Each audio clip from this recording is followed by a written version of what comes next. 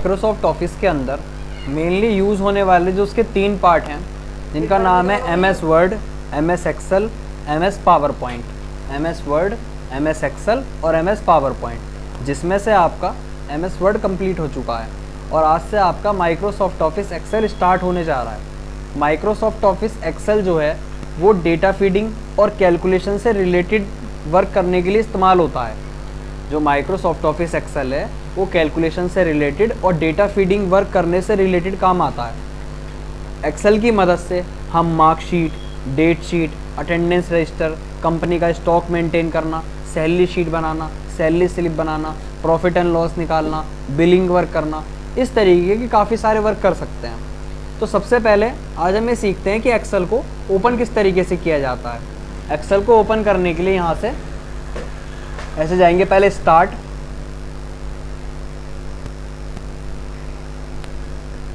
Button पे जाएंगे, scroll करेंगे, उसके बाद माइक्रोसॉफ्ट ऑफिस और यहाँ पर दिखाई देगा माइक्रोसॉफ्ट ऑफिस एक्सेल, ये जो ग्रीन कलर में माइक्रोसॉफ्ट ऑफिस एक्सेल, इस पर क्लिक कर देंगे तो ये हमारे सामने माइक्रोसॉफ्ट ऑफिस एक्सेल ओपन हो जाएगा। बंद करने के लिए ऊपर से कट। यदि इसे शॉर्टकट से ओपन करना हो तो कीबोर्ड में स्टार्ट बटन और R प्रेस करेंगे, इसे कहते हैं रन कमांड। MS वर्ड को ओपन करने के लिए तो हम लिखते थे विन वर्ड। एक्सेल को ओपन करने के लिए सिर्फ लिखना है एक्सेल, EXEL, ओनली एक्सेल लिख के एंटर कर देंगे। यहाँ से स्टार्ट बटन R दबा के ओनली EXEL एक्सेल और एंटर। अब हमारे सामने एक्सेल का ये फर्स्ट पेज ओपन हो चुका है। यहाँ पर ये जो पहला पेज एक्सेल का दिख रहा है इसे कहा जाता है एक्सेल स्प्रेडशीट या फिर वर्कशीट। एक्सेल स्प्रेडशीट या वर्कशीट। और इसके ऊपर जो ऑप्शन दिखते हैं home, insert, page layout, formulas, data, review, view, इन्हें कहा जाता है menu bar. Home, insert, page layout, formulas, data, review, view, इन्हें कहा जाता है मेन्यू बार। और मेन्यू बार के अंदर जो ये पॉइंट दिखते हैं इन्हें कहा जाता है टूल्स। जो अंदर दिखते हैं इन्हें कहा जाता है, इन्हें कहते हैं टूल्स। ऊपर ये मेन्यू बार है, ठीक है जी। तो यहाँ पर एक्सेल के अंदर ऑप्शंस को यूज़ करने के लिए सबसे पहले हमें यहाँ पर एक शीट को बनाना होता है। जब तक यहाँ पर कोई डेटा नहीं होता तब तक हम एक्सेल से रिलेटेड ऑप्शंस का यूज़ सही से कर भी नहीं सकते। शीट बनाने से पहले हमें यहाँ पर कुछ चीज़ों को समझना काफ़ी इम्पोर्टेंट है, क्योंकि वही चीज़ पूरे एक्सेल का बेस होंगी। यहाँ पर एक्सेल में 3 चीज़ें हैं जिन्हें हमें समझना है। जैसे कि पहली चीज़ है, आपको यहाँ पर बहुत सारी लाइनें ऐसे ऊपर से नीचे की ओर आते हुए दिखेंगी, ऊपर से नीचे की ओर आती हुई। इनको कहा जाता है कॉलम। एक है तो कॉलम और बहुत सारी हैं तो कहा जाएगा कॉलम्स। एक है तो कॉलम और बहुत सारी हैं तो कॉलम्स। और हर कॉलम का अपना एक नाम होता है। जितने भी ऊपर ये अल्फ़ाबेट दिख रहे हैं ये अल्फ़ाबेट ही कॉलम के नाम है। मान लीजिए अगर हमें इस कॉलम का नाम जानना है तो हम इसके ऊपर वाले अल्फ़ाबेट को देखेंगे, इसे कहा जाएगा D column, E column, H column, C column, F column, G column, H column, I column. तो पहली चीज़ हो गई हमारी यहाँ पर कॉलम। नेक्स्ट दूसरा है, आपको बहुत सारी लाइनें इसमें लेफ़्ट से ऐसे राइट की ओर आते हुए दिखाई देंगी, लेफ़्ट से राइट की ओर। इन्हें कहा जाता है रॉ। एक है तो रॉ और बहुत सारी हो जाती हैं तो कहा जाएगा रोज़। एक है तो रॉ और बहुत सारी हो जाएंगी तो रोज़। जैसे हर कॉलम का अपना नाम है ऐसे ही हर रो का भी अपना एक नाम होता है, और रो का नाम होता है नंबरों के अंदर। जैसे ये 3rd रो कहलाएगी, ये 7th रो कहलाएगी, 4th रो, 5th रो। तो इन्हें कहा जाएगा कॉलम और इन्हें कहा जाएगा रो। तीसरा, यहाँ पर स्क्रीन पर आपको बहुत सारे सेल्स दिखाई देंगे, डिब्बे दिखाई देंगे छोटे छोटे, इन्हें कहा जाता है सेल। एक है तो सेल और बहुत सारे हैं तो सेल्स। और जैसे हर कॉलम का अपना नाम है, हर रो का अपना नाम है, ऐसे ही हर सेल का अपना एक नाम होता है।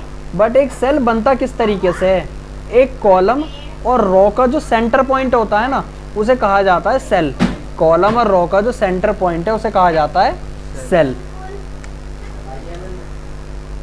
तो अगर हमें किसी सेल का नाम जानना है तो हमें उस कॉलम और रो के नाम को देखना पड़ेगा। जैसे देखिए, मुझे इस सेल का नाम जानना है तो सबसे पहले मैं देखूंगा कॉलम कौन सी, कॉलम है D, रो कौन सी है 5, तो इस सेल का नाम बन जाएगा D5।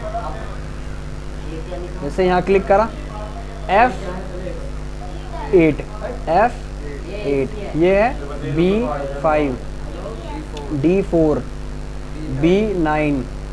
अच्छा जी, तो यहाँ पर ये हमारी कॉलम का नाम हो गए, ये रो के नाम हो गए और ये सेल के नाम हो गए।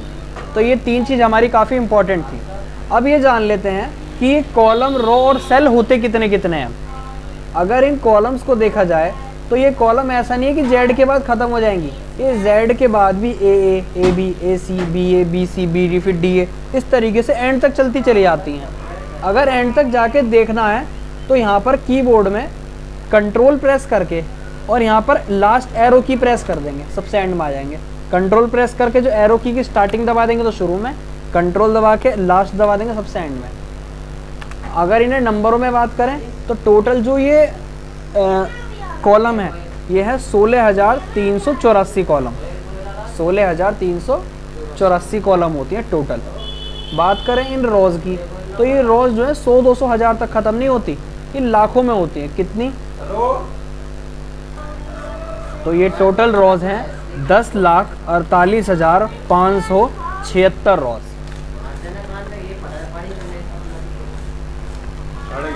10,48,576 रो। अगर नीचे जाके देखना है तो कंट्रोल प्रेस करके डाउन एरो दबा दो, 10,48,576 रो है टोटल। और सबसे ऊपर जाने के लिए कंट्रोल प्रेस करके अप एरो से सबसे ऊपर आ जाएंगे। ठीक है जी।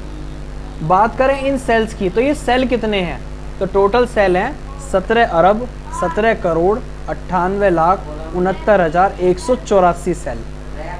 टोटल इतने सेल 17 अरब 17 करोड़ 98,69,184 सेल होते हैं टोटल ये।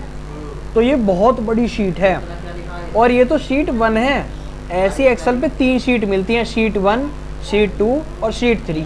अगर और शीट ऐड करनी है तो हम यहाँ पर ऐसे क्लिक करके ऐड कर सकते हैं। डिलीट करना है तो इस पर राइट क्लिक करके डिलीट कर देंगे, राइट क्लिक करके डिलीट कर देंगे, राइट क्लिक करके इस तरीके से डिलीट हो जाती है। तो आज हम यहाँ पर ऑप्शंस का यूज़ करने से पहले एक शीट को तैयार करेंगे और उस शीट को तैयार करने के बाद ही हम ऑप्शंस का यूज़ करके देखेंगे। तो यहाँ पर जो आज हम शीट बनाएंगे वो बनाएंगे 10th क्लास की शीट, मतलब बोर्ड का जो डेटा कंप्यूटर पे चढ़ाया जाता है वो किस तरीके से चढ़ता है, एक बेसिक लेवल पे उसे सीखेंगे। तो जब भी बोर्ड ऑफिस में बच्चों की कॉपीज़ आती हैं तो वहाँ के जो कंप्यूटर ऑपरेटर होते हैं वो यहाँ पर सिस्टम पे मेन हेडिंग को पहले लिख लेते हैं और मेन हेडिंग लिखने के बाद उसके बाद उनका डेटा फीड करते हैं। कैसे? देखिए, जैसे यहाँ क्लिक करा, सब इन सेल के अंदर हम कुछ भी लिख सकते हैं। जैसे यहाँ पर हमने लिखा रोल नंबर। आगे वाले सेल में जाने के लिए या तो माउस से क्लिक कर देंगे तो आगे आ जाएंगे, या फिर कीबोर्ड में ये एरो बटन है, इन एरो बटन से हम आगे पीछे कहीं भी जा सकते हैं।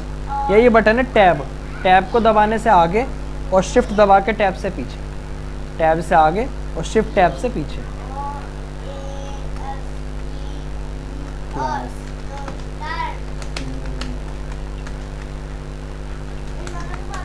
ऐसा लग रहा है जैसे इसने सी और डी वाले सेल को कवर कर लिया, लेकिन ऐसा नहीं है। जो वर्ड जिस सेल में लिखा जाता है वो उसी में रहता है। इसको बड़ा करने के लिए ऊपर कर्सर लेके आएंगे, ऐसे डबल एरो बनेगा, इससे पकड़ के इसको ऐसे बड़ा कर देंगे।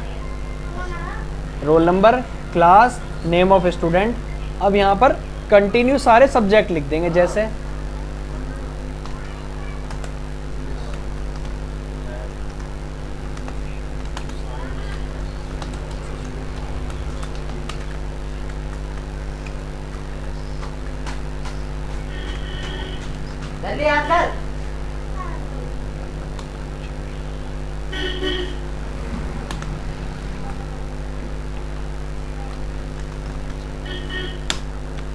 हमें इनका टोटल और एवरेज निकालना है तो हमने इनका टोटल और एवरेज को भी यहाँ पर लिख दिया। अब एक्सेल में क्या खास चीज़ है कि जैसे मान लीजिए हमने यहाँ लिखा 2 और यहाँ नीचे लिखा 4, दोनों वैल्यूज़ को सेलेक्ट करके, दोनों वैल्यू को सेलेक्ट करके कॉर्नर पे कर्सर लेके आएंगे ऐसे और ऐसे ड्रैग कर देंगे तो अपने आप ही से कैलकुलेट कर देगा। तो इसी तरीके से जैसे मान लीजिए हमने रोल नंबर लिखा 101, 102, दोनों को सेलेक्ट करके कॉर्नर से ड्रैग कर देंगे। ऐसी क्लास 10th TH एक लिख के ड्रैग करेंगे तो ये इस तरीके से करता चला जाएगा 11, 12। तो एक बार और 10th लिख लेंगे, 10th। दोनों को सेलेक्ट करके कॉर्नर पे कर्सर ला के नीचे ड्रैग कर देंगे। नेम फिलहाल यहाँ अपने अकॉर्डिंग लिख लेंगे, जब बोर्ड उसमें होता है तो वहाँ देख के लिखने पड़ते हैं, फिलहाल यहाँ हमें लिखने पड़ेंगे जैसे हमने लिखा।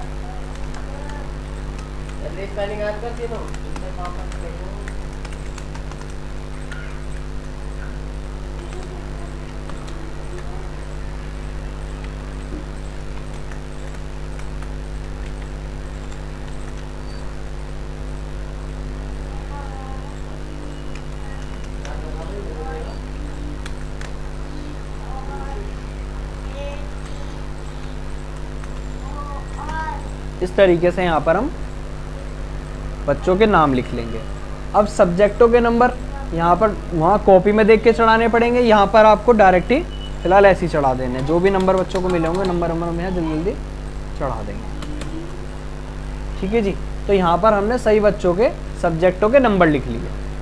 अब हमें इन सब का टोटल यहाँ पर लाना है और इन्हीं सब का एवरेज यहाँ पर लेके आना है। तो एक्सेल के अंदर किसी भी तरीके की कैलकुलेशन करने के लिए हमें यूज़ करने होते हैं फॉर्मूले, और फॉर्मूले मुश्किल नहीं होते, फॉर्मूले सिर्फ वही सेल के नाम है जो अभी आपने पढ़े थे। कैसे? जैसे मान लीजिए हमें यहाँ पर अभी इसका सम लेके आना है, तो कीबोर्ड में सबसे पहले लिखेंगे इक्वल टू।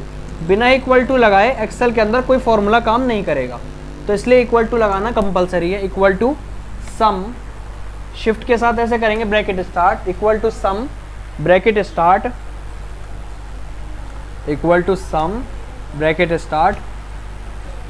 अब ये जो हिंदी के पहले नंबर लिखे हैं ये लिखे हैं डी, कॉलम डी है, रो है 2। हमें इसके नंबर से कोई फर्क नहीं पड़ता, कॉलम डी है और रो है 2, D2। तो यहाँ लिखेंगे D2। जैसे ही हमने यहाँ D2 लिखा तो अपने आप ही इसने इस सेल को पकड़ लिया। अब बीच की वैल्यू अपने आप ले ले, हमें ना देनी पड़े, इसके लिए कीबोर्ड में से शिफ्ट प्रेस करके हम बनाएंगे ऐसे कॉलन, शिफ्ट प्रेस करके कॉलन, शिफ्ट ऐसे प्रेस करके कॉलन। D2 से सीधा लास्ट सब्जेक्ट पे आ जाओ, लास्ट है ड्राइंग, तो D2 से देखो ड्राइंग के 32 नंबर हैं, 32 नंबर, कॉलम आई है, रो है 2, तो D2 से I2 तक का टोटल हो जाए, bracket close, enter. Equal to sum bracket start. अभी लास्ट में 58 नंबर लिखे हैं स्टार्टिंग में, तो कॉलम डी है, रो है 3, तो D3 से कॉलन सीधे लास्ट सब्जेक्ट पे I3, D3 से I3 तक का टोटल। Equal to sum bracket start, D4 से लेकर कॉलन और सीधा लास्ट सब्जेक्ट पे आ जाएंगे I4।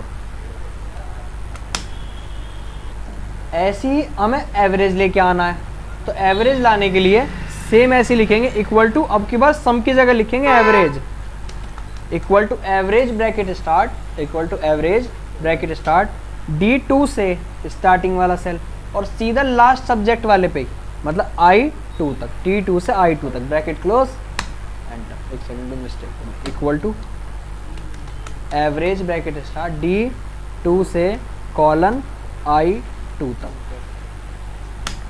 यार 50% I, equal to average bracket start, D3 से कॉलन I3 तक, ब्रैकेट क्लोज, एंटर। एक्सेल में क्या है, यदि आप एक का भी आंसर सही ले आए तो कॉर्नर पे यहाँ से कर्सर लेके आ गया, ऐसे इसको ऐसे नीचे ड्रैग कर दो, सबका आ जाएगा। क्लिक करके एक को ऐसे ड्रैग कर दो, सबका आ जाएगा, सबकी परसेंटेज निकल जाएगी। तो ये हमारे सामने मार्कशीट तैयार हो चुकी है। इतनी मार्कशीट पहले इसे बना के देखेंगे। तो आज की वीडियो में इतना ही, उसके बाद नेक्स्ट टॉपिक में हम यहाँ से होम ऑप्शंस को कंटिन्यू करेंगे। Thank you.